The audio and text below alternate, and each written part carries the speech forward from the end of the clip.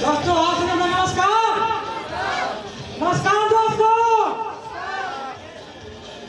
बहुत बुलंद आवाज है बागी बलिया के लोगों को मैं आप सबका तहे दिल से आभार व्यक्त करता हूं।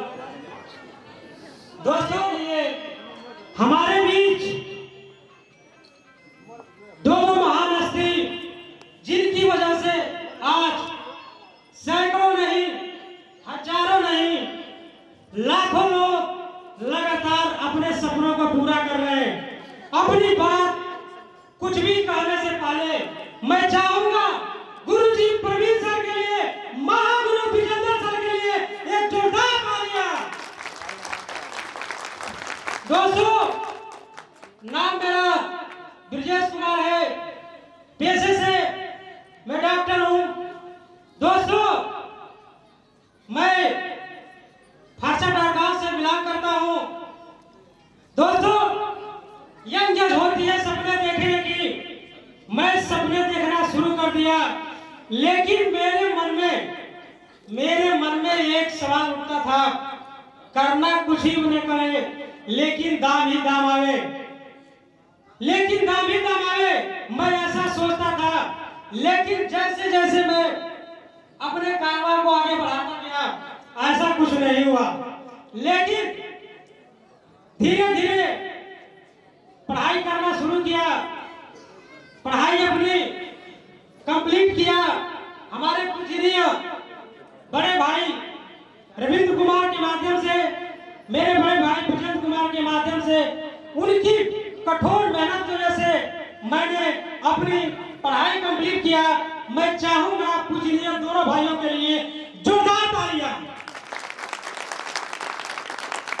दोस्तों मैंने पढ़ाई कंप्लीट किया, पढ़ाई करने के बाद दिल में सपने बहुत थे, सपने सजोए थे और सपने को आगे बढ़ाने के लिए नौकरी की तलाश में निकल गया। जब मैं नौकरी कंपनी के मैं गेट पे गया, अपना रिज्यूम मैंने जमा किया।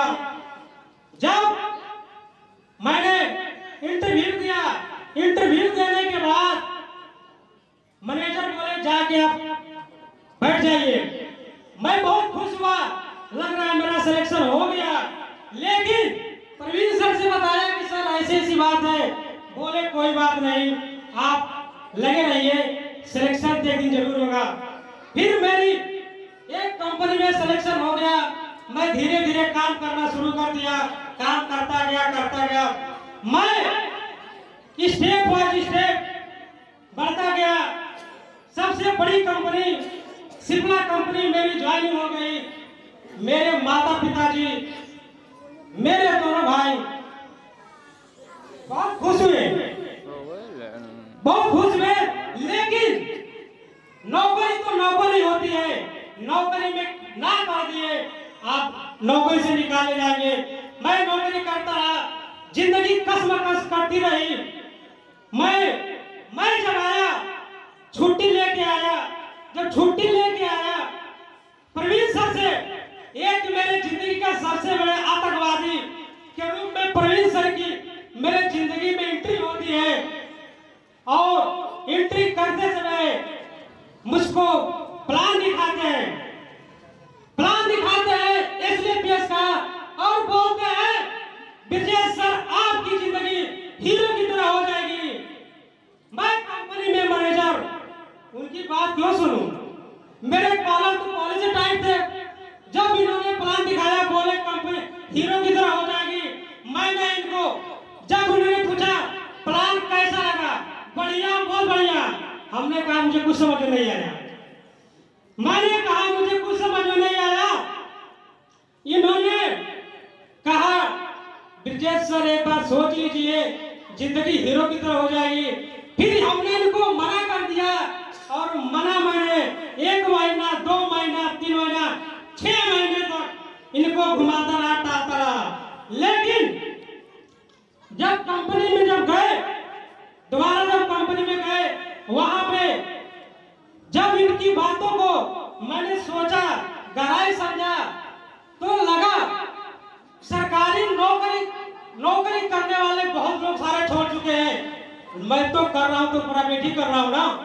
मैं कंपनी में रात में सोचा और सोचने के बाद डिसीजन लिया और डिसीजन लेने के बाद मैंने कंपनी को रिजाइन कर दिया और परवीन सर को बोला कि सर कंपनी को मैंने रिजाइन कर दिया। परवीन सर बहुत खुश हुए, वो आप बहुत बढ़िया किए, आपकी जिंदगी 25 साल और बढ़ गई। और मैं वहां से चलाया, जब कंपनी रिजाइन दिया तो मेरा रिजाइन एक्सेप्ट नहीं हुआ। मेरा जो जनरल मैनेजर थे बोले विजय जी ब्लैंक चेक मेरे सामने फेंक दिया और बोला कि आप छोड़ के मत जाइए। मैंने कहा कि सर मैंने डिसीजन ले लिया है नौकरी छोड़ने का और मैं जो फैसला कर लिया पीछे मुड़ के नहीं देखूंगा। मैं आया और प्रवीण सर से बोला कि सर मुझे करना क्या है। उन्होंने कहा कुछ नहीं करना है, सबसे पहले आप 10 लोगों की लिस्ट बना लीजिए और उसको उन लोगों को प्लान दिखाना शुरू कर दिए। मैंने मार्केट में निकल गया, जब मार्केट में निकल गया नहीं हुए। मैंने प्रवीण सर से कहा आप बोले थे 2 लोग ज्वाइन हो जाएंगे, लेकिन मेरे साथ एक भी ज्वाइन हुए और सब लोग ने मना कर दिया और सब लोग ने एक ही बात बोली, ऐसी कंपनी आती है और चली जाती है। प्रवीण सर ने बोला सर आपके साथ ऐसा हुआ तो बहुत अच्छा हुआ, क्योंकि ऐसा होता है।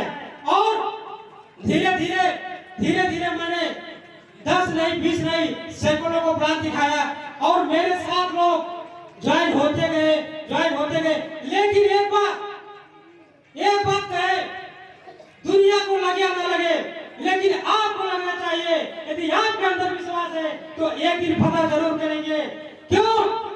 क्योंकि किसी को उसमें है कि बोले कि किसी को नहीं लगता कि बम जा सकता है, लेकिन एक शख्स को लगा कि बम जा सकता है। किसी को नहीं लगा कि हवाई जहाज 3रा भी हुआ, 4था भी हुआ और दोस्तों 5वां भी लेवल हो गया है। दोस्तों आज ये बंदा आप लोगों के सामने आज गुजरों के माध्यम से आज उन लोगों के आशीर्वाद से आज लाखों रुपए कमा के बंदा आप लोगों के सामने खड़ा है, लाखों रुपए। दोस्तों गुरु जी 2 मिनट हो रहे, चलिए गुरु जी से लेना इसलिए पड़ रहा है क्योंकि समय बहुत कम है और ठंड का मौसम में दूध ले जाना है, इसलिए तो आज मैं इस कारनामे को आगे बढ़ा रहा हूँ। और देखा जाए तो आज अपने आप पे विश्वास किया और अपने पे विश्वास किया, गुरु में विश्वास किया और विश्वास करने के साथ साथ गुरु भक्ति के साथ साथ हम लोग काम कर रहे हैं। आज मैं कहता हूँ कि जिंदगी की असली उड़ान अभी बाकी है। जिंदगी की असली उड़ान अभी बाकी है। जिंदगी के कई इम्तिहान अभी बाकी है। अभी तो नापी है हमने मुट्ठी पे जी हमने, अभी तो पूरा आसमान बाकी है। दोस्तों समय बहुत कम है, मैं अपनी वाणी को यही विराम देता हूँ।